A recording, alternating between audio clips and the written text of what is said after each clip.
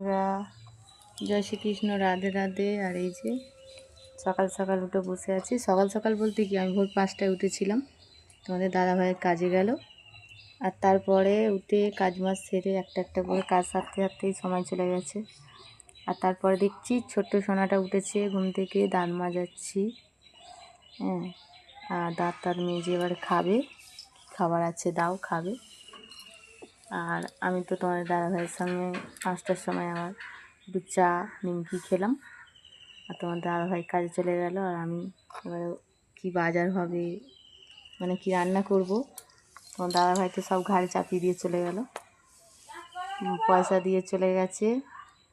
এখানে মাছ ব্যাপারী এসছে, 2-3 রকমের মাছ আছে। এখন কি মাছ নেওয়া যায় দেখা যাক।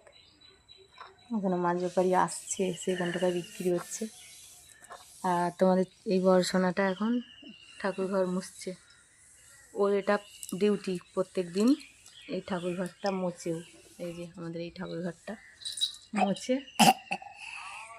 আর আমি এদিকে মানে সংসারের যা যাবতীয় কাজ করি, বেলার দিকে ঠাকুরঘরে ঢুকি, সকাল সকাল ঢুকি না ঠাকুরঘরে। তো যাই হোক, কী মাছ নিয়ে আসছে দেখা যাক। বাজার করে নিয়ে আসলাম। এখানে হচ্ছে শাক, কলমি শাক পেয়েছি, ছোটো ছোটো কুচি কুচি আছে, সবে কাকা নিয়ে আসলো। আর এই যে মাছ পেলাম না, মাছ ব্যাপারী ওখান থেকে ব্যাক করেছে। বললাম মাছ ব্যাপারী আসছে, তো মাছ ব্যাপারীকে এই অবধি আর এলো না, ওই অবধি পালিয়ে গেল। তো মাছটা পেলাম না, আর কী বলবো, কিছু করার নেই। এখন 10:30 বাজে, এখন পর্যন্ত মাছ পাওয়া যায়নি। তো যার কারণে পিন্টুবার দোকান থেকে এই যে ডিম নিয়ে চলে আসলাম।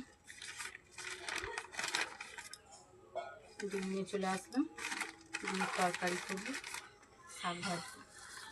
তোমাদের বড় সোনাটা ফের গিয়ে বিরক্ত কর, আম নিয়ে আসো। আর এই যে ডাল, বাজার। তো চলো টাটা, আমার পরে ভিডিও দেখাবো দুপুরবেলা রান্না বান্না করে।